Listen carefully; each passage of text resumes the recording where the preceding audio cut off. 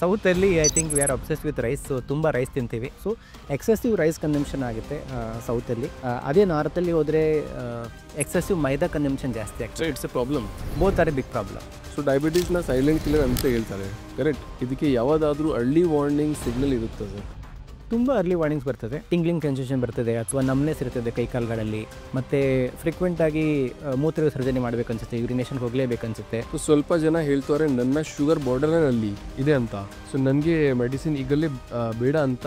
ಇದು safe ಅಪ್ರೋಚ್ನ? 50 to 70% ಜನ type 2 diabetes migrate ಆಗೇ ಆಗ್ತಾರೆ ಇಂಡಿಯಾದಲ್ಲಿ. ಸೊ ಸ್ವೀಟ್ ಅಥವಾ ಜಂಕ್ ಫುಡ್ ತಿಂದಿಲ್ಲ ಅಂದರೂ ಡಯಾಬಿಟೀಸ್ ಹೇಗೆ ಬರುತ್ತೆ? ಸರಿಯಾಗಿ ನಿದ್ರೆ ಮಾಡಿಲ್ಲ ಅಂದರೂ ಕೂಡ ಡಯಾಬಿಟಿಸ್ ಆಗ್ತದೆ. ಈ ನೈಟ್ ಶಿಫ್ಟಲ್ಲಿ ಕೆಲಸ ಮಾಡ್ತಾರಲ್ಲ, ಅವ್ರು ಪ್ರತಿಯೊಬ್ಬರಿಗೂ ಡಯಾಬಿಟೀಸು, PCOS ಖಂಡಿತವಾಗ್ಲೂ ಬಂದೇ ಬರ್ತದೆ. ಯಾವ ಡಯಾಬಿಟಿಕ್ ಟೈಪ್ ಇದೆ? ಡಯಾಬಿಟೀಸಲ್ಲಿ ಮೇಜರ್ ಆಗಿ ಹೇಳಬೇಕಂತಂದ್ರೆ type 1 and type 2. So people will think here sir, ನನ್ನ ಫ್ಯಾಮಿಲಿಯಲ್ಲಿ ಡಯಾಬಿಟೀಸ್ ಇದ್ದರೆ ನನಗೂ ಬರುತ್ತೆ ಅಂತ. ಇದು ನಿಜನಾ? Yes and no both. ನೀವು ಸರಿಯಾಗಿ ನಿಮ್ಮ ಲೈಫ್ ಸ್ಟೈಲನ್ನು ಮೇಂಟೈನ್ ಮಾಡ್ಕೊಂಡ್ಬಿಟ್ಟೆ ನಿಮ್ಗೆ ಡಯಾಬಿಟಿಸ್ ಬರೋದಿಲ್ಲ. ಬಟ್ ಅಪ್ಪಗೆ ಅಮ್ಮಗೆ ಇಬ್ಬರಿಗಿದೆ ಮನೇಲಿ ಅಂದರೆ ನಿಮ್ಮ chances of you getting diabetes ಹೋಗುತ್ತೆ.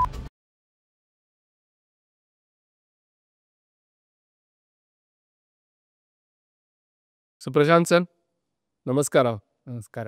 The founders stream Kannada podcast ಚಾನೆಲ್ಗೆ ಸುಸ್ವಾಗತ ಸರ್. ಧನ್ಯವಾದ. ನೀವು ಹೇಗಿದ್ದೀರಾ ಸರ್? ನಾನು ಚೆನ್ನಾಗಿದ್ದೀನಿ. ಐ ಥಿಂಕ್ ನಮ್ಮ ವೀಕ್ಷಕರಿಗಳಿಗೊಂದು ಮಾತಿರಬೇಕು. Last I think 6 months back ನಾನು ಅಭಿಷೇಕ್ ಅವ್ರ ಜೊತೆ ಹಿಂದಿಲಿ ಪಾಡ್ಕಾಸ್ಟ್ ಮಾಡಿದ್ದೆ. ಹೆಮ್ಮೆ ವಿಷಯ ಏನಂತಂದರೆ, ಅವರು ಮೂಲತಃ ಉತ್ತರ ಭಾರತದವರು, ಬಟ್ ಬೆಂಗಳೂರು ಬಂದು ಇವತ್ತು ಕನ್ನಡ ಕಲಿತು ಕನ್ನಡದಲ್ಲಿ ಪಾಡ್ಕಾಸ್ಟ್ ಚಾನಲ್ ಮಾಡ್ತಿದ್ದಾರೆ. ಐ ಥಿಂಕ್ ಅದೊಂದು ಹೆಮ್ಮೆ ವಿಷಯ. ಸೊ ಐ ಥಿಂಕ್ ಯಾರೆಲ್ಲ ಇಲ್ಲಿ ಬಂದು ನೆಲೆಸಿದ್ದಾರೆ, ಇಲ್ಲಿ ಉಳಿದಿದ್ದಾರೆ, ನಿಜವಾಗ್ಲೂ ಇವರು ಅವರಿಗೊಂದು ಉದಾಹರಣೆ ಆಗ್ತಾರೆ. ಸೊ ನೀವು ಕೂಡ ಕನ್ನಡ ಕಲೀರಿ ಅನ್ನೋದಕ್ಕೆ ಒಂದು ಉದಾಹರಣೆ ಆಗ್ತಾರೆ. ಸೊ ಇದೊಂದು ಒಳ್ಳೆಯ ಇನಿಷಿಯೇಟಿವ್ ಅಂತ ಹೇಳಕ್ಕೆ ಇಷ್ಟಪಡ್ತೀನಿ ಅಭಿಷೇಕ್. ಧನ್ಯವಾದ ಸರ್, ಧನ್ಯವಾದಗಳು ಸರ್. ಇವತ್ತು ನಮ್ಮ ಪಾಡ್ಕಾಸ್ಟ್ಗೆ ಬಂದು ಹೇಗೆ ಅನಿಸ್ತಿದೆ ಸರ್? ಐ ಥಿಂಕ್ ನಿಮ್ಮ ಜೊತೆ ಪ್ರತಿ ಸಲ ಮಾತಾಡಿದಾಗಲೂ ಒಂದು ಒಳ್ಳೆ ಅನುಭವ ಬರ್ತದೆ. ಸೊ ಲಾಸ್ಟ್ ಟೈಮ್ ನೀವು ಒಂದು ಮಾತು ಹೇಳಿದ್ರಿ, ಆಗಬೇಕಾದ್ರೆ ದೊಡ್ಡ ವಿಶಾಲದ ಮರ ಆಗಬೇಕು ಅಂತ ಹೇಳ್ಬಿಟ್ಟು, ರೈಟ್? ಪೇಡ್ ಬನೋ ಪೇಡ್ ಅಂತ ಹೇಳಿದ್ರಿ. ಸೊ ಆ ಒಂದು ಪ್ರಿನ್ಸಿಪಲ್ ಏನಿತ್ತಲ್ಲ, it is a good thought. ನಾನು ಲಾಸ್ಟ್ ಟೈಮ್ ನಿಮ್ಮ ಜೊತೆ ಮಾತಾಡಿ ಹೋದಾಗ it is a very good thought that I carried back. So ಈ ಸಲನೂ ಮಾತಾಡಬೇಕಾದ್ರೆ ಅಂಥದ್ದೇ ಒಂದು ವಿಷಯಗಳು ಬರ್ತದೆ ಅಂತ ನಾನು ಭಾವಿಸ್ತಿದ್ದೀನಿ. ಸೊ ನಾನು ಕನ್ನಡ ಭಾಷೆ ಕಲಿತಾ ಇದ್ದೀವಿ. ಓಕೆ, ಏನಾದರೂ ತಪ್ಪು ಆದರೆ ಕ್ಷಮಿಸಿ ಸರ್. ಐ ಥಿಂಕ್ ನೀವು ಶುರು ಮಾಡ್ತಿರೋದು ಒಂದು ಒಳ್ಳೆಯದು. ಬೇಸಿಕಲಿ ಶುರು ಮಾಡಿದ್ದೀರಾ. ಐ ಥಿಂಕ್ ಆಲ್ರೆಡಿ ಪಾಡ್ಕಾಸ್ಟ್ ಬೇರೆ ಮಾಡ್ತಿದ್ದೀರಾ. ಐ ಥಿಂಕ್ ಇದೊಂದು ಒಳ್ಳೆ ಇನಿಷಿಯೇಟಿವ್ ಅಂತಲೇ ಹೇಳ್ಬೋದು. ಸೊ ನಮ್ಮ ಕನ್ನಡ ಪಾಡ್ಕಾಸ್ಟ್ ಚಾನಲಲ್ಲಿ ಇದು ಮೊದಲನೆಯ ಹೆಲ್ತ್ ಟಾಪಿಕ್. ಸೊ ಈ ಟಾಪಿಕ್ ನನ್ನ ಮನಸ್ಸಿಗೆ ತುಂಬ ಖುಷಿ ಕೊಡುತ್ತೆ ಸರ್. ಧನ್ಯವಾದ. ಸೊ ನಮ್ಮ ಬಗ್ಗೆ ಸ್ವಲ್ಪ ಹೇಳಿ ಸರ್. ನನ್ನ ಬಗ್ಗೆ ಹೇಳೋದಕ್ಕಿಂತ ಏನಂತಂದರೆ ಗುಡಿಚೆ ಆರೋದ ಬಗ್ಗೆ ಹೇಳ್ತೀನಿ. ಯಾಕೆಂತಂದರೆ ನನ್ನ ಜೀವನನೇ ಗುಡಿಚೆ ಆರೋದು ಆಗ್ಬಿಟ್ಟಿದೆ. ಯಾಕೆಂತಂದರೆ ಈ ಮುಂದಿನ 3 ವರ್ಷದಲ್ಲಿ ನಮ್ಮ ಒಂದು ಮಿಷನ್ ಅಂತ ಏನು ಹೇಳ್ತೀವಿ, 30 ಲಕ್ಷ ಜನರಿಗೆ ಡಯಾಬಿಟಿಸ್ ರಿವರ್ಸ್ ಮಾಡಿ ಒಂದು ಆರೋಗ್ಯಕರ ಜೀವನ ಕೊಡಬೇಕು ಅಂತ ಸಂಕಲ್ಪ ಮಾಡಿದ್ದೀವಿ. ಡಯಾಬಿಟೀಸ್ ರಿವರ್ಸ್ ಮಾಡಿ? ಎಸ್, ಡಯಾಬಿಟಿಸ್ ರಿವರ್ಸ್ ಮಾಡಿಬಿಟ್ಟು ಯಾವುದೇ ಮಾತ್ರೆಗಳಲ್ಲಿ ಒಂದು ಆರೋಗ್ಯಕರ ಜೀವನ ಅವ್ರು ಮಾಡಬೇಕು ಅನ್ನೋ ಒಂದು ಸಂಕಲ್ಪ ಮಾಡಿದ್ದೀವಿ. ಲಾಸ್ಟ್ ಟೈಮ್ ಜೊತೆ ಮಾತಾಡಿದಾಗ ನಮ್ಮದು ಬೆಂಗಳೂರಲ್ಲಿ ಮಾತ್ರ ನಮ್ಮದು ಒಂದು ಕ್ಲಿನಿಕ್ ಇತ್ತು. ಅಲ್ಲಿ 13 ಜನ ಡಾಕ್ಟರ್ಸ್ ಇದ್ದರು. ಇವಾಗ ನಮ್ಮ ಅಕ್ರಾಸ್ ಇಂಡಿಯಾ ಇವಾಗ 6 ಕ್ಲಿನಿಕ್ಸ್ಗಳನ್ನು ಮಾಡಿದ್ದೀವಿ.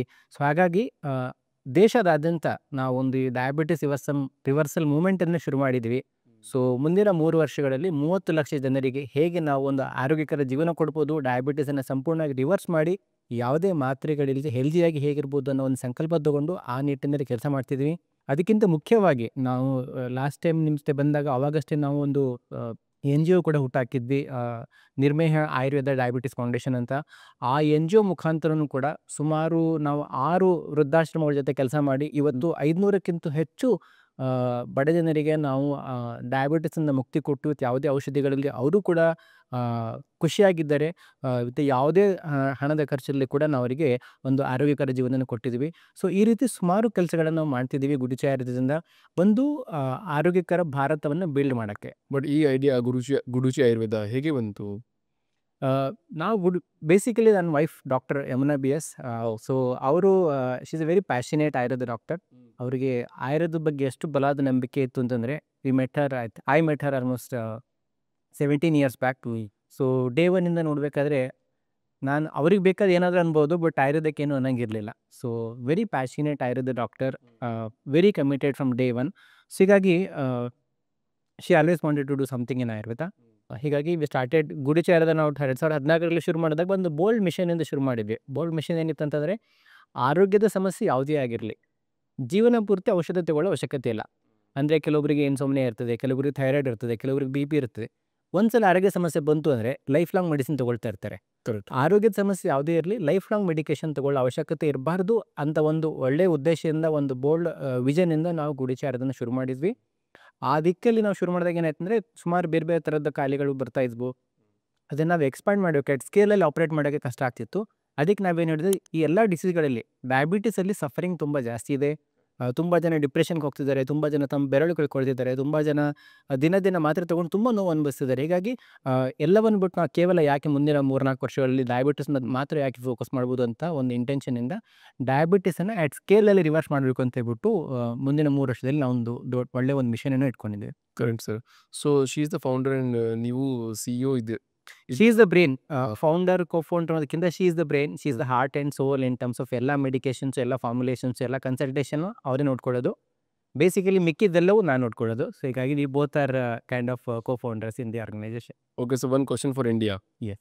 ಸೊ ಇಂಡಿಯನ್ ಡೈಟಲ್ಲಿ ಯಾವ ಫುಡ್ ಐಟಮ್ಸ್ ತುಂಬ ಜಾಸ್ತಿ ಡಯಾಬಿಟೀಸ್ನ ಟ್ರಿಗರ್ ಮಾಡುತ್ತೆ? ಐ ಥಿಂಕ್ ಮುಖ್ಯವಾಗಿ ಹೇಳ್ಬೇಕಂದ್ರೆ ಸೌತ್ ನಾರ್ತ್ ಹೇಳೋಣ. ಸೌತಲ್ಲಿ I think we are obsess with rice. So ತುಂಬ ರೈಸ್ ತಿಂತೀವಿ.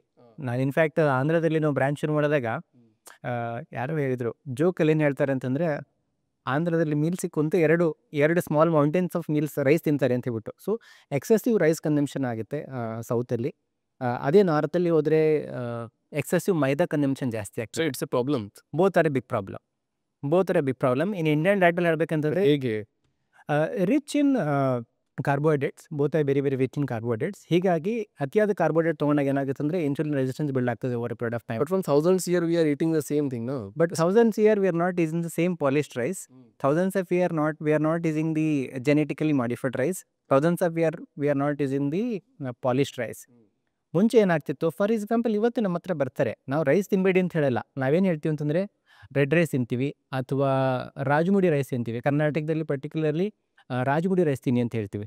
That is very very beneficial. Rice ಬೇಡ ಅಂತ ಹೇಳ್ತಿಲ್ಲ. ಯಾವ ವೆರೈಟಿ ಆಫ್ ರೈಸ್, ಈಗ ಅದರಲ್ಲೂ ಕೆಲವರು ವೆರಿ ಓಲ್ಡ್ ಬಾಸ್ಮತಿ ರೈಸಿಂದಾಗಲೂ ಕೂಡ ಏನಾಗಿರಲ್ಲ. ಸೊ ಯಾವ ರೈಸ್ ವೆರೈಟಿ ಇದೆ? ಪರ್ಟಿಕ್ಯುಲರ್ಲಿ ರೆಡ್ ರೈಸ್ ತಗೊಳ್ಳಿ ಅಥವಾ ರಾಜಮುಡಿ ರೈಸ್ ತಗೊಳ್ಳಿ, they are very very healthy. Red rice is from Karnataka only? Red rice in ಸೌತಲ್ಲಿ ಸುಮಾರು ಕಡೆ ಸಿಗ್ತದೆ. ರಾಜಮುಡಿ ಪರ್ಟಿಕ್ಯುಲರ್ಲಿ ಅದು ಮೈಸೂರಿಂದ ಬಂದಿದ್ದ ತಂದು ತುಂಬ ಒಳ್ಳೆಯದು, ತುಂಬ ಒಳ್ಳೆ ಬೆನಿಫಿಟ್ಸು ರಿಸಲ್ಟ್ ಕೂಡ ನಾವು ನೋಡ್ತೀವಿ. ವೈಟ್ ರೈಸ್ ಬದಲಿಗೆ ನೀವು ಅದನ್ನು ರಾಜಮುಡಿ ರೈಸಿಂದ ರಿಪ್ಲೇಸ್ ಮಾಡಿ ಅಂತ ಹೇಳ್ತೀವಿ. ಈಗ ಚಪಾತಿ ತಿಂತಿರ್ತಾರೆ, ಚಪಾತಿ ಏನಾಡ್ತಾರೆ, ಮಲ್ಟಿ ಗ್ರೇನ್ ಆಟ ಅದೆಲ್ಲ ಮಾಡ್ತಾ ಹೋಗ್ತಾರೆ, ಅಥವಾ ಗೋಧಿ ಹಿಟ್ಟಿನ ಜೊತೆಗೆ ಮೈದಾ ಸೇರಿಸ್ತಾರೆ. ಅದೆಲ್ಲ ಬೇಡ. ಜವೆ ಗೋಧಿ ಅಂತ ಏನು ಹೇಳ್ತೀವಿ, ಜವೆ ಗೋಧಿ ಅಥವಾ MR ವೀಟ್ ಅಂತ ಏನು ಹೇಳ್ತೀವಿ, MR ವೀಟ್ ಅಂದ್ರೆ ಚಪಾತಿ ತಿನ್ನಿ ಅಂತ ಹೇಳ್ತೀವಿ. ಓಕೆ, ಸೊ ಎರಡು ಕಲ್ಪ್ರಿಟ್ ಅಂದರೆ ಒಂದು ಎಕ್ಸೆಸಿವ್ ವೈಟ್ ರೈಸ್ ತಿನ್ನೋದು, ನಾಟ್ ರೈಸ್, ವೈಟ್ ರೈಸ್ ಅಂತ ಹೇಳ್ತೀನಿ, ಎಕ್ಸೆಸಿವ್ ವೈಟ್ ರೈಸ್ ಆ್ಯಂಡ್ ಮೈನಮ್. ಕರೆಕ್ಟ್. ಸೊ ಇಂಡಿಯನ್ ಡೈಟಲ್ಲಿ ಪ್ರತಿದಿನ ಮಾಡುವ ಕಾಮನ್ ಮಿಸ್ಟೇಕ್ ಯಾವುದು ಡಯಾಬಿಟೀಸ್ನ ಟ್ರಿಗರ್ ಮಾಡುತ್ತೆ? ಐ ಥಿಂಕ್ ಅಲ್ಲೂ ಕೂಡ ಎರಡು ಆನ್ಸರ್ ಕೊಡ್ತೀನಿ ನಿಮಗೆ. ಎಲ್ಲರೂ ಮೆಟ್ರೋ ಸಿಟಿಲಿ ಇರೋದ್ರಿಂದ, ತುಂಬ ಜನ ಮೆಟ್ರೋ ಸಿಟಿಲಿ ಇರೋದ್ರಿಂದ ಏನಾಗ್ತದೆ ಅಂತಂದರೆ, ರಾತ್ರಿ ಮನೆ ರೀಚ್ ಆಗೋಕ್ಕೆ 9 ಗಂಟೆ 10 ಗಂಟೆ ಆಗಿರ್ತವೆ. ಅವ್ರು ಡಿನ್ನರ್ ಆಗೋದು 10 ಗಂಟೆ ಅರೌಂಡ್. ಸುಮಾರು ಮನೆಗಳಲ್ಲಿ ನಾನು ನೋಡ್ತೀನಿ, ಅವ್ರು ರಾತ್ರಿ ಊಟ 10 ಗಂಟೆಗೆ ಆಗುತ್ತೆ, 11 ಗಂಟೆ ಮಲ್ಕೊಂಡ್ಬಿಡ್ತಾರೆ.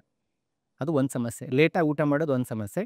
ಇನ್ನೊಂದು, ಬೆಳಿಗ್ಗೆ ಅರ್ಜೆಂಟಲ್ಲಿ ಆಫೀಸ್ಗೆ ಹೋಗ್ತಾರೆ, ಮಧ್ಯಾಹ್ನ ಆಫೀಸಲ್ಲೇ ಊಟ ಮಾಡ್ತಾರೆ. ಸೊ ರಾತ್ರಿ ಬಂದಾಗ ಬರೋದೆಲ್ಲ ತಿನ್ನಬೇಕು. ದ ಪೀಸ್ಫುಲ್ ಮೀಲ್ ಅಂತೇನು ಹೇಳ್ತೀವಿ ರಾತ್ರಿ ಆಗುತ್ತೆ. ರಾತ್ರಿ 10 ಗಂಟೆಗೆ ಹೊಟ್ಟೆ ತುಂಬ ಊಟ ಮಾಡೋದು ಅಂದರೆ ಮಲ್ಕೊಂಡ್ಬಿಡೋದು. That's a biggest culprit. ರಾತ್ರಿಗೆ ಕಡಿಮೆ ಊಟ ಮಾಡಿ ಅಂತ ಹೇಳ್ತೀವಿ, ಆದಷ್ಟು ಕಡಿಮೆ ಊಟ. Keep your light as light as possible. Keep your dinner as light as possible. So ಅತ್ಯಂತ ಕಡಿಮೆಯಾಗಿ ಊಟ ಮಾಡಬೇಕು ಮತ್ತು ಬೇಗ ಊಟ ಮಾಡಬೇಕು. ಸೊ ಅದು ಎಲ್ಲರೂ ಯಾರ ಮನೆಯಲ್ಲೂ ಆಗ್ತಿಲ್ಲ. ದಟ್ಸ್ ಅನ್ನೋದು ಬಿಗ್ಗೆಸ್ಟ್ ಕಲ್ಪ್ರಿಟ್. ನೀವು ಅದನ್ನು ಮಾಡಿದ್ರೆ from western cities, western countries, that's the problems are also coming from western cities ಅಲ್ವಾ. ಸೊ ವೆಸ್ಟರ್ನ್ ಕಂಟ್ರೀಸಿಂದ ಸವಲತ್ತುಗಳ ಜೊತೆಗೆ ಪ್ರಾಬ್ಲಮ್ ಕೂಡ ಬರ್ತವೆ. So that is we invited these problems ಇವರು ಇಂಡಿಯಾದಲ್ಲಿ. ಮತ್ತು ಸೆಕೆಂಡ್ ಕಲ್ಪ್ರಿಟ್ ಅಂದರೆ ಟೀ. ಈಗ ನಾವು ಟೀ ಈಗ ಕುಡಿತಿದ್ದೀವಲ್ಲ, generally tea and coffee. So ಇಲ್ಲಿ ಕೂಡ ಏನಾಗ್ತದೆ ಅಂತಂದರೆ ಅತಿಯಾದ ಶುಗರ್. ಸೊ ಇನ್ಫ್ಯಾಕ್ಟ್ ನಾವು ತುಂಬ ಜನ ಆರ್ಟಿಕಲ್ ಬರೆದು ಕನ್ಫ್ಯೂಸ್ ಮಾಡ್ತಾರೆ. ಒಂದು ಪೇಪರಲ್ಲಿ ಆರ್ಟಿಕಲ್ ಬರುತ್ತೆ tea is good for health ಅಂತ, ಇನ್ನೊಂದು ಪೇಪರಲ್ಲಿ ಆರ್ಟಿಕಲ್ ಬರುತ್ತೆ tea is bad for health ಅಂತ ಬಿಟ್ಟು. ಹೇಳಿ ಸರ್. ಈಗ tea may be good, okay, tea may be good, but ನಾವು ಟೀ ಕುಡಿಯೋದೇನು ಪಾಯಸ ಥರ ಮಾಡಿ ಕುಡಿತೀವಿ. ಒಂದು ಕಪ್ ಚಾಯ್ಗೆ ಒಂದು 100 ಗ್ರಾಮ್ 50 ಗ್ರಾಮ್ ಶುಗರ್ ಅಂತ ಹೋಗ್ತಾ ಇರುತ್ತೆ ಪ್ರತಿ ಸಲಗೆ. And sugar is where the problem is. ಮತ್ತು ನಮ್ಮ ದೇಶದಲ್ಲಿ ಟೀ ಮತ್ತು ಕಾಫಿ ಇವೆರಡು ನಮ್ಮ ದೇಶದ ಅಲ್ವೇ ಅಲ್ಲ. ಟೀ ಮತ್ತು ಕಾಫಿ 200-250 ವರ್ಷಕ್ಕಿಂತ ಹಳೆ ಹಿಸ್ಟ್ರಿ ಇಲ್ಲ. ಇಂಡಿಯಾದಲ್ಲಿ ಇದನ್ನು ಗ್ರೋ ಕೂಡ ಮಾಡಿಲ್ಲ, ಇದು ನಮ್ಮದು ಪ್ರಾಡಕ್ಟೇ ಇಲ್ಲ. ಸೊ ಅದಕ್ಕೆ ಮುಂಚೆ ನಾವು ಹೆಲ್ದಿ ಆಗಿದ್ವಿ, ಇವಾಗ ಹೆಲ್ದಿ ಆಗಿಲ್ಲ. ಸೊ ಬರೀ ಸ್ವೀಟ್ಸ್ ತಿನ್ನೋದ್ರಿಂದ ಡಯಾಬಿಟೀಸ್ ಬರುತ್ತಾ? ಬರೀ ಸ್ವೀಟ್ಸ್ ತಿನ್ನೋದ್ರಿಂದ ಡಯಾಬಿಟೀಸ್ ಬರ್ತದೆ, ಇದೊಂದು ಕಾಮನ್ ಕ್ವಶನ್ ಎಲ್ಲಲ್ಲಿ, ರೈಟ್? ಸೊ ಫಸ್ಟ್ ಏನಾಗುತ್ತೆ ಅಂತ ತಿಳ್ಕೊಳ್ಳೋಣ. ಈಗ ಫಾರ್ ಎಕ್ಸಾಂಪಲ್ ನೀವು ಬರೀ ಶುಗರ್ ತಿಂತೀವಿ ಅಥವಾ ಒಂದು ಆ್ಯಪಲ್ ತಿಂತೀವಿ ಅಂತ ಅನ್ಕೊಳ್ಳೋಣ. ಈಗ ಒಂದು ಆ್ಯಪಲ್ ತೊಗೊಂಡ್ರೆ ಏನಾಗುತ್ತೆ ಅಂದರೆ ಅದರಲ್ಲಿ ಬರೀ 10-15% ಕಾರ್ಬೋಹೈಡ್ರೇಟ್ಸ್ ಇರ್ತದೆ. ಕಾರ್ಬೋಹೈಡ್ರೇಟ್ಸ್ ಬ್ರೇಕ್ ಡೌನ್ ಆಗಿ ಶುಗರ್ ಆಗ್ತದೆ, ಗ್ಲೂಕೋಸ್ ಆಗ್ತದೆ ನಮ್ಮ ಬಾಡಿಗೆ. ಸೊ ಒಂದು ಆ್ಯಪಲ್ ತೊಗೊಂಡ್ರೆ 15% ಮ್ಯಾಕ್ಸಿಮಮ್ ಕಾರ್ಬೋಹೈಡ್ರೇಟ್ಸ್ ಇರ್ತದೆ, ಮಿಕ್ಕಿದ್ದು ಪ್ರೋಟೀನ್ಸು ವಿಟಮಿನ್ಸು ಅದೆಲ್ಲ ಇರ್ತದೆ. ಬಟ್ ಅದೇ ನಾನು ಶುಗರ್ ತೊಗೊಂಡ್ರೆ, ಈಗ ಒಂದು 100 ಗ್ರಾಮ್ ಆ್ಯಪಲ್ ತೊಗೊಂಡು ಅಂದ್ಕೊಳ್ಳಿ, ಇನ್ನೊಂದು ಕಡೆ 100 ಗ್ರಾಮ್ ಶುಗರ್ ತೊಗೊಂಡಿದ್ದೀನಿ. 100 ಗ್ರಾಮ್ ಶುಗರ್ ತೊಗೊಂಡ್ರೆ ಅದ್ರಲ್ಲಿ ಬರೀ ಕಾರ್ಬೋಹೈಡ್ರೇಟ್ಸೇ ಇದೆ. ಬರೀ ಕಾರ್ಬೋಹೈಡ್ರೇಟ್ಸ್ ಇದ್ದಾಗ ಏನಾಗುತ್ತೆ ಅಂದರೆ ಅದು ಬ್ರೇಕ್ ಡೌನ್ ಆಗುತ್ತೆ. ಬ್ರೇಕ್ ಡೌನ್ ಆಗಿ ಒಳಗಡೆ ಗ್ಲೂಕೋಸಾಗಿ ಕನ್ವರ್ಟ್ ಆಗ್ತದೆ. ಕನ್ವರ್ಟ್ ಆದಾಗ ಏನಾಗುತ್ತೆ ಅಂದರೆ ನಮ್ಮ ಬಾಡಿ ಆ ಗ್ಲೂಕೋಸನ್ನು ಅಬ್ಸರ್ವ್ ಮಾಡೋಕ್ಕೆ ಅತಿಯಾದ ಇನ್ಸುಲಿನ್ ಪ್ರೊಡ್ಯೂಸ್ ಮಾಡಬೇಕಾಗುತ್ತೆ. ಏನಂಗೆ ಶುಗರ್ ಕಡಿಮೆ ತಿಂದರೆ ನಮ್ಮ ಬಾಡಿ ಕಡಿಮೆ ಪ್ರಮಾಣದ ಇನ್ಸುಲಿನ್ ರಿಲೀಸ್ ಮಾಡುತ್ತೆ to convert that glucose into energy. But ಅತಿಯಾದ ಶುಗರ್ ತಿಂತಾ ಹೋಗ್ತೀನಿ ಅಂದ್ಕೊಳ್ಳಿ, 3 ಹೊತ್ತು ಶುಗರ್ ತಿಂತಾ ಹೋಗ್ತೀನಿ, ಅವಾಗೇನಾಗುತ್ತೆ ನನ್ನ ಬಾಡಿಲಿ ಜಾಸ್ತಿ ಗ್ಲೂಕೋಸ್ ಪ್ರೊಡ್ಯೂಸ್ ಆಗುತ್ತೆ. ಜಾಸ್ತಿ ಗ್ಲೂಕೋಸ್ ಪ್ರೊಡ್ಯೂಸ್ ಆದಾಗ ಜಾಸ್ತಿ ಇನ್ಸುಲಿನ್ ಕೂಡ ಪ್ರೊಡ್ಯೂಸ್ ಆಗಬೇಕಾಗುತ್ತೆ. ಇಲ್ಲ ಅಂದ್ಬಿಟ್ರೆ ಬೇರೆ ಸಮಸ್ಯೆಗಳಾಗ್ತದೆ. ಸೊ ನಮ್ಮ ಬಾಡಿ ಏನು ಮಾಡ್ತದೆ, as A reaction it will produce lot of insulin. ಆ ಇನ್ಸುಲಿನ್ ಆ ಕೆಲಸ ಅತಿಯಾಗಿ ಆಗ್ತಾ ಹೋದಾಗ ಏನಾಗುತ್ತೆ ಅಂದರೆ over a period of time insulin resistance build ಆಗುತ್ತೆ ಬಾಡಿಲಿ. ಸೊ ಹೀಗಾಗಿ sugar of course is one of the reason. Particularly ಯಾರಿಗೆ ಡಯಾಬಿಟಿಸ್ ಬಂದಿದೆ ಅವರಲ್ಲಿ ಆಲ್ರೆಡಿ ಏನಾಗ್ತಿರುತ್ತೆ, ಟೈಪ್ ಟು ಡಯಾಬಿಟಿಸ್ ಬಂದಿದೆ ಅಂದ್ಕೊಳ್ಳಿ. ಅವಾಗ ಏನಾಗ್ತೈತೆ ಅಂದರೆ ಆಲ್ರೆಡಿ ನಮ್ಮ ಬಾಡಿಲಿ ಸರಿಯಾದ ಪ್ರಮಾಣದಲ್ಲಿ ಇನ್ಸುಲಿನ್ ಪ್ರೊಡಕ್ಷನ್ ಆಗ್ತಿರಲ್ಲ. ಅದ್ರ ಜೊತೆಗೆ ನಾನು ಎಕ್ಸಸ್ ಶುಗರ್ ಕೊಟ್ಬಿಟ್ಟೆ ಅಂತಂದರೆ ಇನ್ಸುಲಿನ್ ಪ್ರೊಡಕ್ಷನ್ ಆಗ್ತಿರಲ್ಲ. ಅವಾಗ ಏನಾಗುತ್ತೆ, ನನ್ನ ಬ್ಲಡ್ಡಲ್ಲಿ ಗ್ಲೂಕೋಸ್ ಜಾಸ್ತಿ ಆಗ್ತಾ ಹೋಗ್ತದೆ. ಸೊ ಇದ್ದವರಂತೂ ಡೆಫಿನೆಟ್ಲಿ ಅವಾಯ್ಡ್ ಮಾಡಿ. ಇಲ್ದವರು ಶುಗರಿಂದ ಕೂಡ ಬರಬಹುದು. ಶುಗರ್ ಒಂದೇ ಅಲ್ಲ, ಬಾಕಿ ಎಲಿಮೆಂಟ್ಸ್ ಕೂಡ ಇರ್ತವೆ. ಫಾರ್ ಎಕ್ಸಾಂಪಲ್ ಫಿಸಿಕಲ್ ಆ್ಯಕ್ಟಿವಿಟಿನ ಏನು ವ್ಯಾಯಾಮ ಮಾಡೋದೇ ಇಲ್ಲ ಅಂತಂದಾಗಲೂ ಕೂಡ ನಮಗೆ ಡಯಾಬಿಟಿಸ್ ಬರೋ ಚಾನ್ಸಸ್ ಇರ್ತದೆ. ಬಟ್ ಒಂದು ಗುಡ್ ನ್ಯೂಸ್ ಏನು ಹೇಳ್ತೀನಿ ಅಂತಂದರೆ, ಈಗ ತುಂಬ ಜನ ಹೇಳ್ತಾರೆ ಡಯಾಬಿಟಿಸ್ ರಿವರ್ಸ್ ಆಯಿತು, ನಾನು ಮುಂಚೆ ಟೀ ಕಾಫಿ ಕುಡಿತಾ ಇರಲಿಲ್ಲ, ವಾರಕ್ಕೆ 2 ಸರಿ ಆದರೂ ಟೀ ಕಾಫಿ ಕುಡಿತೀನಿ ಅಂತ ಹೇಳ್ತಾರೆ. ಡಯಾಬಿಟಿಸ್ ರಿವರ್ಸ್ ಆದಮೇಲೆ ದಟ್ ಇಸ್ ಒನ್ ಅಡ್ವಾಂಟೇಜ್ ನಮ್ಮ ಹತ್ರ. ಸೊ ನಿಮ್ಮ ಜರ್ನಿಯಲ್ಲಿ ಇಲ್ಲಿವರೆಗೂ ತುಂಬ ದೊಡ್ಡ ಚಾಲೆಂಜ್ ಯಾವುದು? ತುಂಬ ದೊಡ್ಡ ಚಾಲೆಂಜ್ ಸ್ಟಾರ್ಟಿಂಗಲ್ಲಿ ಅಂದ್ಕೊಂಡಿದ್ವಿ. ಜನರಿಗೆ ಅದನ್ನು ಈ ಹೊಸ ಲೈಫ್ ಸ್ಟೈಲನ್ನು ಅಡಾಪ್ಟ್ ಮಾಡ್ಕೊಳ್ಳೋದು ತುಂಬ ಚಾಲೆಂಜಿಂಗ್ ಇರುತ್ತೆ ಅಂತ ಅಂದ್ಕೊಂಡಿದ್ವಿ. ಬಟ್ ಇನ್ಫ್ಯಾಕ್ಟ್ ಜಾಸ್ತಿ ಮಾಡ್ದಂಗೆ ಏನಾಗ್ತಿದೆ ಅಂತಂದರೆ, I think we are able to create lot of success stories. ಬೇರೆ ಇವ್ರಿಗೆ ರಿವರ್ಸ್ ಆಗಿದೆ, ನನಗೂ ಕೂಡ ರಿವರ್ಸ್ ಆಗುತ್ತೆ ಅನ್ನೋ ಒಂದು ಕಾನ್ಫಿಡೆನ್ಸ್ ಜನರಿಗೆ ಸ್ಟಾರ್ಟಿಂಗಲ್ಲಿ ಒಂದು ಬಿಗ್ ಟ್ರಬಲ್ ಇದ್ದು, ಅವರಿಗೆ ಹೇಗೆ ನಾವು ಚೇಂಜಸ್ ಮಾಡ್ಕೊಳ್ಳೋಕೆ ಹೇಳೋದು, ಎಷ್ಟು ಹೇಳಿದ್ರು ಕೂಡ ಮಾಡಲ್ಲ ಅಂತ ಹೇಳ್ಬಿಟ್ಟು. ಇವಾಗ ಏನಾಗಿದೆ ಅಂತಂದರೆ, ಯಾರೋ ಒಬ್ಬ 70 ಇಯರ್ಸ್ ಓಲ್ಡು ಅಜ್ಜ ಕೂಡ ರಿವರ್ಸ್ ಮಾಡ್ಕೋತಾನೆ ಡಯಾಬಿಟೀಸ್ ನಮ್ಮ ಹತ್ರ ಬಂದ್ಬಿಟ್ಟು. He becomes a very good role model for rest of the people. 70-year-old man. 70-year-old man ಇದ್ದಾರೆ. There are womans who felt that ನನ್ನ ಜೀವನನೇ ಬೇಡ ಅಂತ ಅನ್ನೋರು ಕೂಡ ನಾವು ಅವರಿಗೆ ಡಯಾಬಿಟಿಸ್ ಅಸಲ್ ಮಾಡಿದ್ದೀವಿ. ಇನ್ಫ್ಯಾಕ್ಟ್ ಜನ ದಿನ ಬೆಳಿಗ್ಗೆ ಆದರೆ ಮೂಲೆ ಕರ್ನಾಟಕದ ಮೂಲೆಯಿಂದ ನಮ್ಮ ಹತ್ರ ಬರ್ತಾರೆ. ಆ್ಯಂಡ್ ಅವರನ್ನು ನೋಡಿದಾಗ ಇನ್ಫ್ಯಾಕ್ಟ್ ಒಂದು common discussion, because every day hundreds of patients walk in to our clinic. ಒಂದು ಕಾಮನ್ ಕ್ವಶನ್ ಏನಾಗುತ್ತೆ ಅಂದರೆ, ಅಲ್ಲಿ 2 strangers they meet, they ask ನಿಮ್ಗೆ ಹೇಗೆ ರಿಸಲ್ಟ್ ಬಂತು, ನಿಮಗೆ ಇಷ್ಟು ಚೆನ್ನಾಗಿ ರಿಸಲ್ಟ್ ಬಂದಿದೆಯಾ, ನಾನು ಮಾಡ್ತೀನಿ. ಎಷ್ಟು ಮಟ್ಟಿಗೆ ಆಗಿದೆ ಅಂತಂದರೆ ಇಂಪ್ಯಾಕ್ಟು, ಮೊನ್ನೆ ಲಾಸ್ಟ್ ವೀಕ್ ನಾವು ಒಂದು ನ್ಯೂಸ್ ಚಾನಲ್ ಇಂಟರ್ವ್ಯೂ ಆಗಬೇಕಾದ್ರೆ ಒಂದು ವ್ಯಕ್ತಿ ಹೇಳ್ತಿದ್ರು, ಅವರು ಮನೆ ಹಾಸ್ಪಿಟಲ್ ರೋಡಲ್ಲಿದೆ ಅಂತೆ. ಆ ಹಾಸ್ಪಿಟ್ಲಿಗೆ ಯಾರಾದರೂ ಫೈಲ್ ತೊಗೊಂಡು ಹೋಗ್ಬೇಕಾದ್ರೆ ಹಿ ಲಾಸ್ಟ್ ದೆಮ್, ನಿಮಗೆ ಶುಗರ್ ಇದೆಯಾ, ಶುಗರ್ ಇದ್ರೆ ಗುಡಿಚಿಗೆ ಹೋಗಿ ಅಂತ ಹೇಳ್ಬಿಟ್ಟು. ಅಷ್ಟರ ಮಟ್ಟಿಗೆ ಇಂಪ್ಯಾಕ್ಟ್ ಆಗ್ತೀವಿ. ಸ್ಟಾರ್ಟಿಂಗಲ್ಲಿ ಸ್ಯಾಲೆನ್ ಅನಿಸುತ್ತೆ, ಇವಾಗ I think it's A good journey. So ನಿಮ್ಮ ಪ್ರಕಾರ ಡಯಾಬಿಟೀಸ್ನ ರೂಟ್ ಕಾಸ್ ಯಾವುದು ಸರ್? ರೂಟ್ ಕಾಸ್ ಒಂದು ಅಂತಲ್ಲ, 3-4 ರೂಟ್ ಕಾಸ್ ಆಗ್ತವೆ. ಒಂದು ಫ್ಯಾಮಿಲಿ ಹೆರಿಡಿಟ್ರಿ, ಮನೆಯಲ್ಲಿ ಅಪ್ಪಗೆ ಇದೆ ಅಮ್ಮಗೆ ಅಂದ್ರದ್ದು ಒಂದು ರೂಟ್ ಕಾಸ್ ಆಗ್ತದೆ. ಇಂದು ಝೀರೋ ಫಿಸಿಕಲ್ ಆ್ಯಕ್ಟಿವಿಟಿ, ಎಲ್ಲ ಮಾಡ್ತಾರೆ ಬಟ್ ಫಿಸಿಕಲ್ ಆ್ಯಕ್ಟಿವಿಟಿ ಏನೂ ಮಾಡಲ್ಲ. ಸೊ ಅದು ಕೂಡ ಒಂದು ಮುಖ್ಯ ರೂಟ್ ಕಾಸ್ ಆಗ್ತದೆ. ಅತಿಯಾದ ಸ್ಟ್ರೆಸ್ ಅಂತ ಯಾಕೆ ಹೇಳ್ತೀನಿ ಅಂದರೆ, ಪರ್ಟಿಕ್ಯುಲರ್ಲಿ ನಾವು ಈ ಟ್ರಾಫಿಕ್ ಪೊಲೀಸಲ್ಲಿ ಬೆಂಗಳೂರಲ್ಲಿ ಅಥವಾ ಈ ಡ್ರೈವರ್ಗಳಲ್ಲಿ ನಾವು ಅತಿಯಾದ ಸ್ಟ್ರೆಸ್ ಲೆವೆಲ್ ನೋಡ್ತೀವಿ. ನಾಟ್ ದಟ್ ಅವರು ಬೇರೆ ಜೊತೆ ಜಗಳ ಆಡಕ್ಕೆ ಹೋಗ್ತಾರೆ ಅಂತಿಲ್ಲ, just because you are standing on the road and managing that kind of crowd and everything ಅಲ್ಲ, ಅಥವಾ ಟ್ರಾಫಿಕಲ್ಲಿ ನೆವಿಗೇಟ್ ಆಗೋದು throughout the day, it's not easy. ಅದು ಅತಿಯಾದ ಸ್ಟ್ರೆಸ್ ಕೊಡ್ತಿದೆ. ಅತಿಯಾದ ಸ್ಟ್ರೆಸ್ ಆದಾಗಲೂ ಕೂಡ ನಿಮಗೆ ಡಯಾಬಿಟಿಸ್ ಬರ್ತಕ್ಕಂಥ ಚಾನ್ಸಸ್ ಇರ್ತದೆ. ಸೊ ಅತಿಯಾದ ಸ್ಟ್ರೆಸ್ಸು, ಝೀರೋ ಫಿಸಿಕಲ್ ಆ್ಯಕ್ಟಿವಿಟಿ, ಅದ್ರ ಜೊತೆಗೆ hereditary. So these are some of the common factors.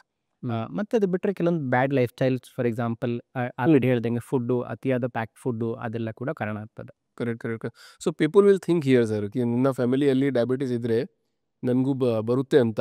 ಇದು ನಿಜನಾ? Yes and no both. ಯಾಕೆಂತಂದರೆ ಈಗ ಮನೇಲಿ ಲೆಟ್ಸೆ ಬರೀ ಒಬ್ರಿಗೆ ಅಪ್ಪಗೆ ಅಥವಾ ಅಮ್ಮಗೆ ಅಂತ ಅಂದ್ಕೊಳ್ಳಿ, ಆವಾಗ ನಿಮ್ಮ chances of you getting diabetes 40% chances ಇರ್ತದೆ, ಬರೀ 40%. ಈಗ ನಮ್ಮ ಅಮ್ಮಂಗಿದೆ ಅಂದರೆ ನಿಮಗೆ ಬರಲೇಬೇಕಂತಿಲ್ಲ, ಓನ್ಲಿ 40% ಚಾನ್ಸ್ ಇದೆ.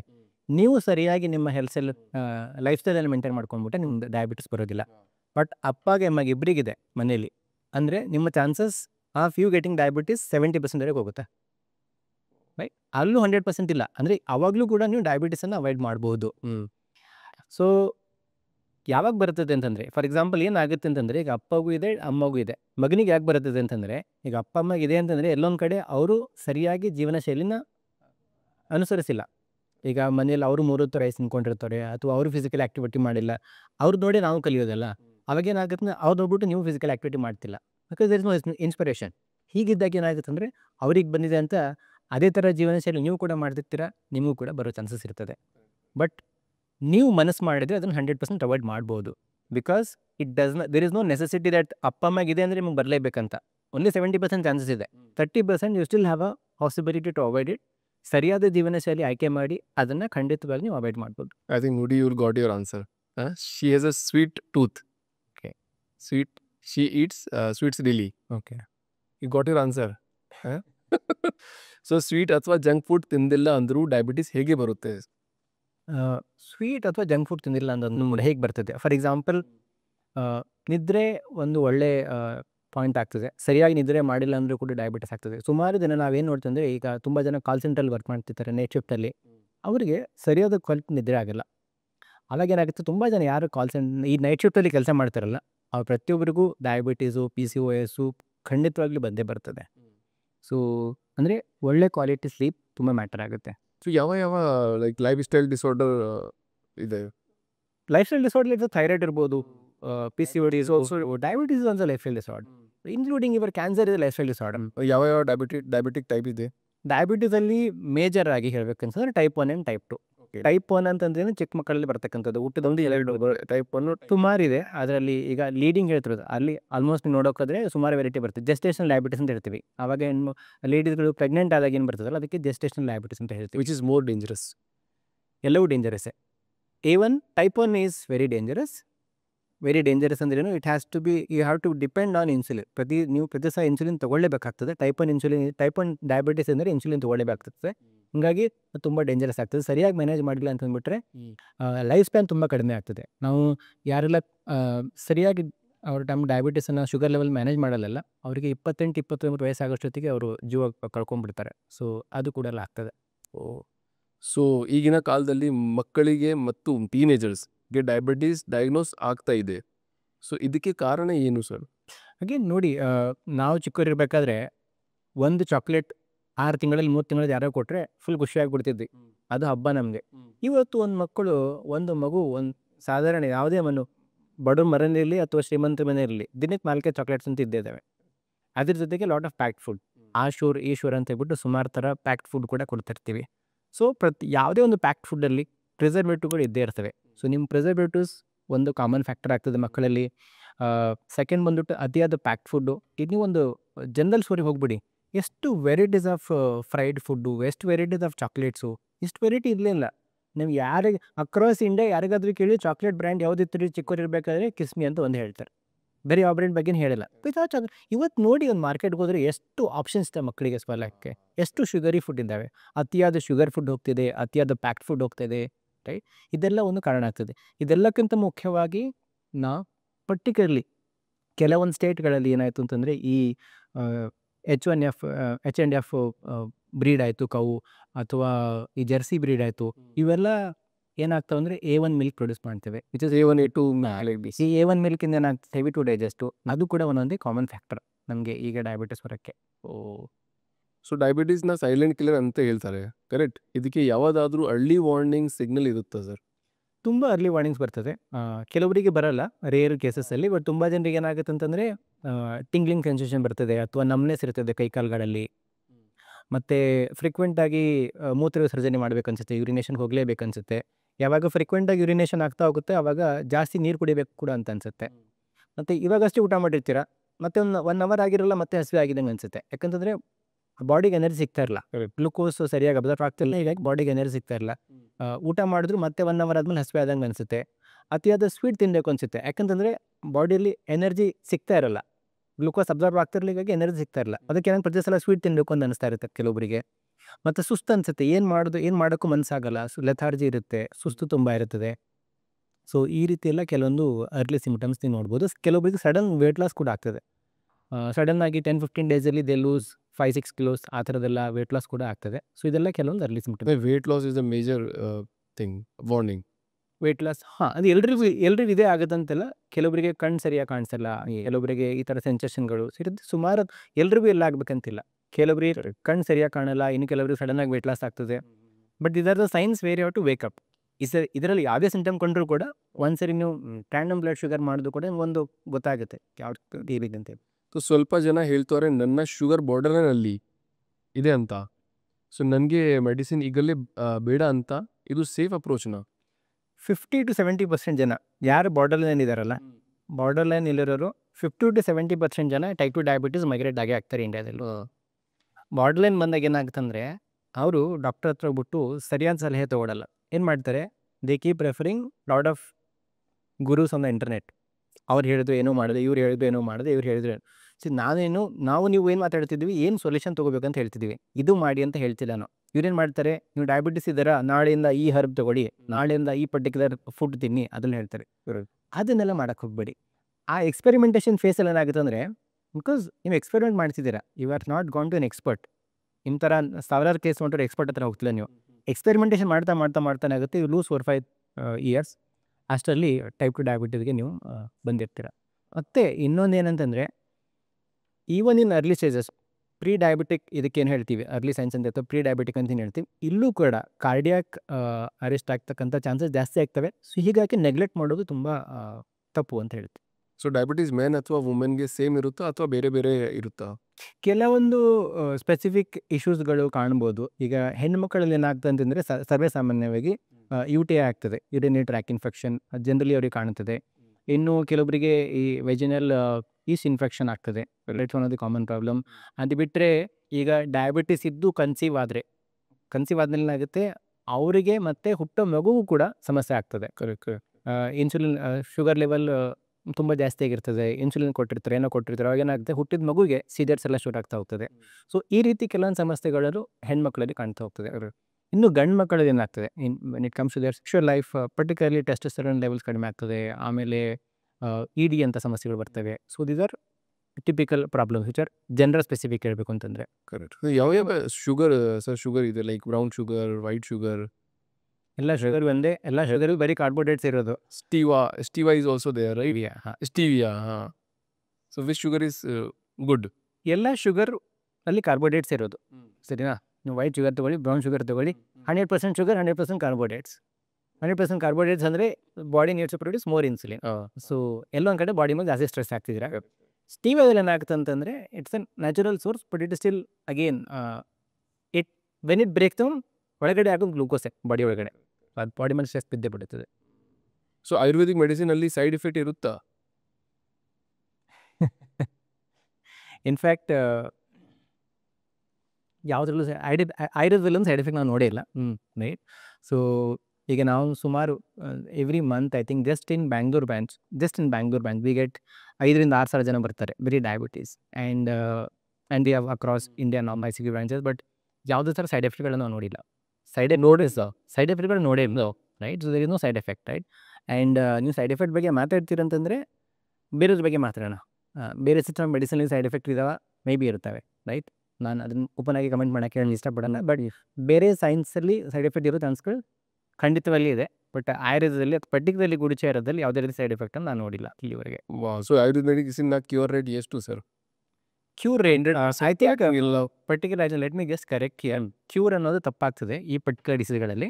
ಡಯಾಬಿಟೀಸಲ್ಲಿ ಕ್ಯೂರ್ ಅನ್ನೋ ವರ್ಡ್ ಯೂಸ್ ಮಾಡೋಕ್ಕಾಗಲ್ಲ, ಯಾಕಂತಂದರೆ ಇಟ್ಸ್ ನಾಟ್ ಲೈಕ್ ಒಂದ್ಸರಿ ಕೋಲ್ಡ್ ಬಂತು ಹೋಗ್ಬಿಡ್ತು ಅಂತಲ್ಲ. ಸೊ ಇದಕ್ಕೆ ರಿವರ್ಸಲ್ ಅಂತ ಹೇಳೋಣ. ಸೊ ಡಯಾಬಿಟಿಸ್ ಎಷ್ಟು ಜನ ಬಂದರೆ ಎಷ್ಟು ಜನ ರಿವರ್ಸಲ್ ಆಗ್ತದೆ ಅಂತ ಹೇಳ್ಬಿಟ್ಟು, ಯಾರೆಲ್ಲ ಈ ಕಾಂಪ್ಲಿಕೇಶನ್ ಸ್ಟೇಜ್ಗಳಿಗೆ ಒಳಗಾಗಿಲ್ಲಲ್ಲ, ಫಾರ್ ಎಕ್ಸಾಂಪಲ್ ಕೆಲವರು ಕಿಡ್ನಿ ಡ್ಯಾಮೇಜ್ ಆಗಿದೆ, ಆ ಥರ ಸ್ಟೇಜಸಲ್ಲಿ ಬರ್ತಾರೆ. ರೈಟ್, ಆಲ್ರೆಡಿ ಡಯಾಲಿಸಿಸಲ್ಲಿ ಇರ್ತಾರೆ. ಸೊ ಅಂಥ ಕೇಸಸಲ್ಲಿ ರಿವರ್ಸಲ್ ಡಿಫಿಕಲ್ಟ್ ಆಗ್ತದೆ.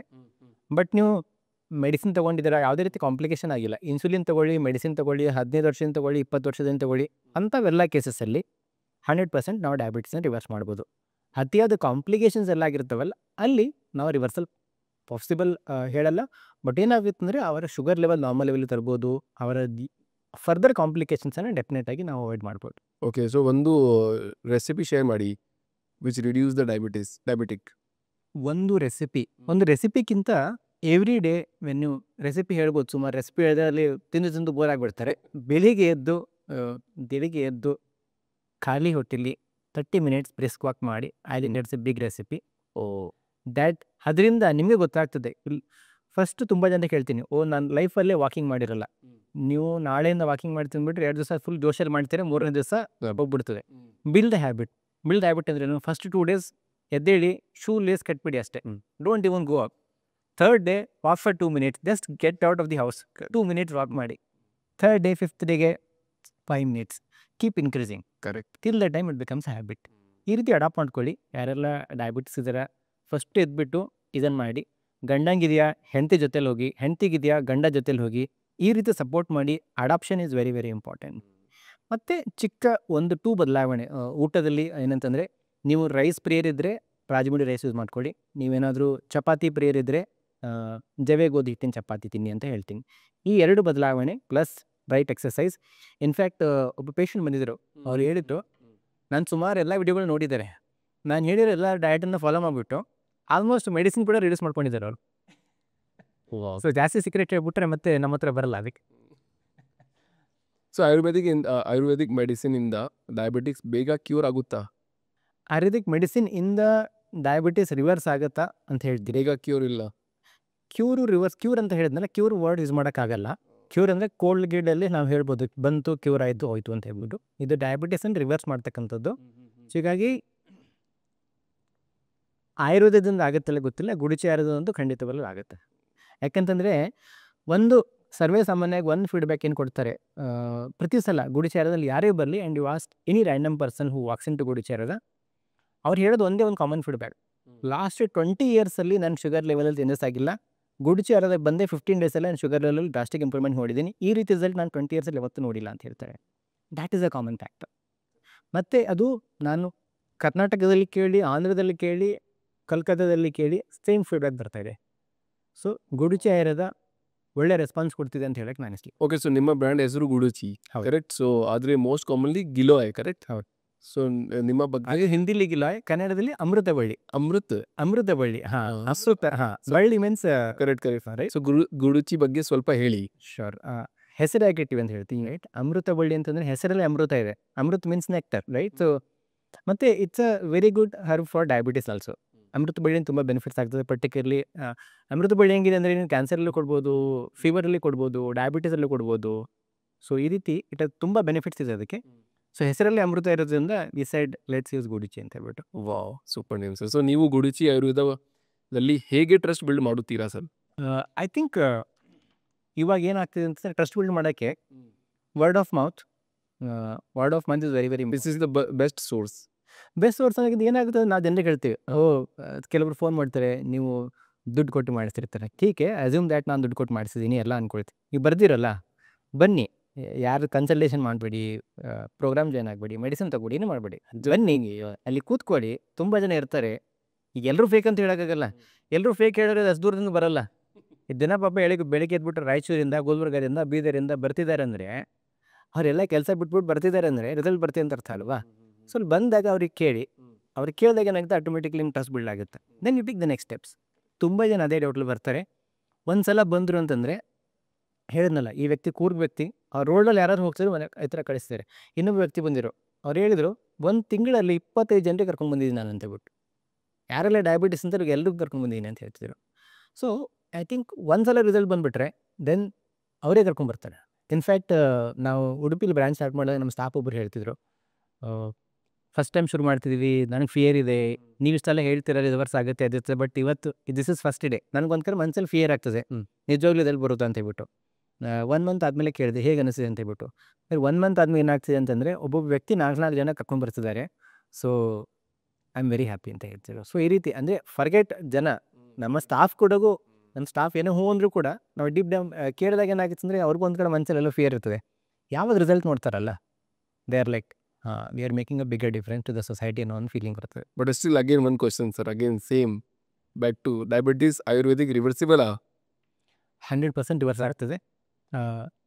ನಾನು ಮಾಡ್ತೀನಿ ಅದಕ್ಕಿಂತ ನಿಮ್ಮ ಇನ್ವಾಲ್ವ್ಮೆಂಟ್ ಬೇಸಿಕಲಿ ಡಯಾಬಿಟೀಸಲ್ಲಿ ಆಗಬೇಕು ಅಂತಂದರೆ it's like A marriage. 50-50 commitment ಬೇಕೇ ಬೇಕು ಫ್ರಮ್ ಬೋತ್ ಸೈಡ್ಸ್. ನನ್ನ ಕಡೆಯಿಂದ ಕಮಿಟ್ಮೆಂಟ್ ನನ್ನ ಕಡೆಯಿಂದ ಪ್ರೋಟೋಕಾಲ್ ವರ್ಕ್ ಆಗ್ತದೆ, ನನ್ನ ಮೆಡಿಸಿನ್ಸ್ ವರ್ಕ್ ಆಗ್ತದೆ, ಪ್ರೊಪ್ರೇಟರಿ ಮೆಡಿಸಿನ್ಸ್ ನಾವು ಪ್ರಿಪೇರ್ ಮಾಡಿದ್ದೀವಿ, ನಮ್ಮ ಪ್ರೊಪ್ರೇಟರಿ ಮೆಡಿಸಿನ್ಗಳು ವರ್ಕ್ ಆಗ್ತವೆ, ನಾನು ಕ್ರಿಯೇಟ್ ಮಾಡ್ತಕ್ಕಂಥ ಪ್ರೋಗ್ರಾಮ್ ಲೈಫ್ ಸ್ಟೈಲ್ ಚೇಂಜಸ್ ಆಗಿರ್ಬೋದು, ಡಯಟರಿ ಚೇಂಜಸ್ ಆಗಿರ್ಬೋದು, ಇದೆಲ್ಲ ವರ್ಕ್ ಆಗ್ತವೆ. That is 50% from my side. ಮತ್ತು ಕಂಟಿನ್ಯೂಸ್ ಮಾನಿಟರಿಂಗ್ ಇರ್ತದೆ, ನಮ್ಮ ಡಾಕ್ಟರ್ ಸಪೋರ್ಟ್ ಇರ್ತದೆ, ಅದೆಲ್ಲ ಕೂಡ ನಮ್ಮ ಕಡೆಯಿಂದ ಏನೇನು ಬೇಕು 100% ನಾವು ಕೊಡ್ತಾಯಿದ್ದೀವಿ. ರಿಮೈನಿಂಗ್ 50% ನಿಮ್ಮ ಕಡೆಯಿಂದ ಕಮಿಟ್ಮೆಂಟ್ ಬೇಕು. ಅದನ್ನೆಲ್ಲ ಕೊಟ್ಟ ಮೇಲೆ ತೊಗೊಳ್ಳೋದು ಬೇಡವೋ, if you don't even start, ಎದುರುಗಡೆ ಮೆಡಿಸಿನ್ ಇಟ್ಕೊಂಡ್ಬಿಟ್ರೆ ಕಡಿಮೆ ಆಗಲ್ಲ. You have to come be part of it, accept it 100%. ಅದನ್ನು ಮಾಡಿದರೆ ನಿಮಗೆ 6 ತಿಂಗಳು ಕಾಯಬೇಕಾಗಿಲ್ಲ, ಕೇವಲ 15 ದಿವಸ. ಸೊ ಮೈಂಡ್ ಸೆಟ್ ತುಂಬ ಜಾಸ್ತಿ important.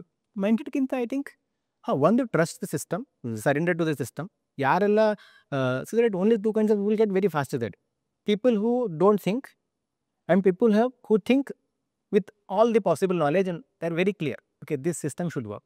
Correct. Anybody with in between ಅಲ್ಲ, ಅರ್ಧ ನಾಲೆಜ್ ಅಂತ ಹೇಳ್ತೀವಿ, ಅರ್ಧ ಜ್ಞಾನಿಗಳು, ಅವರಿಗೆ ಸ್ವಲ್ಪ ಡಿಫಿಕಲ್ಟ್ ಆಗ್ತದೆ. ಡಿವೈಡ್ ಮಾಡಿಟ್ ಮಾಡಬಾರ್ದು ಅಂತ ಬಿಟ್ಟು. But somebody who surrender without thinking, ಅವರಿಗೂ ತುಂಬ ಬೇಗ ಬರ್ತದೆ. ತುಂಬ ಜನ ರಾಯಚೂರು ಕಡೆಯಿಂದೆಲ್ಲ ಇಂಟರ್ನಲ್ ಪಾರ್ಟ್ಸಿಂದ ಬರ್ತಾರೆ, ನೀವೇನು ಹೇಳ್ತೀರಿ ಮೇಡಮ್ ಅಂತ ಮಾಡ್ತೀವಿ, and they do it. 100% result ಬರ್ತದೆ. ತುಂಬ ಜ್ಞಾನಿಗಳು ಬರ್ತಾರೆ, there are founders of various companies who come for diabetes result. ಅವ್ರಿಗೂ ಬೇಗ ರಿಸಲ್ಟ್ ಬರ್ತದೆ, ಬಿಕಾಸ್ ದೇ ನೋ ನೀವು ಹೇಳ್ತಿರೋದು ಲಾಜಿಕಲಿ ಸೆನ್ಸ್ ಆಗ್ತದೆ, ಆ್ಯಂಡ್ ನೀವು ಹೇಳ್ದಂಗೆ ಮಾಡ್ತೀನಿ. They also get very fast result. In between ಒಂದು ವಾರ ನಿಮಗೆ ಕೇಳಿದೆ, ಇನ್ನೊಂದು ವಾರ ಬೇರೆ ಕೇಳಿದೆ, ಇನ್ನೊಂದು ವಾರ ಬೇರೆ ಕೇಳಿದೆ, ದೇ ವಿಲ್ ಸ್ಟ್ರಗಲ್.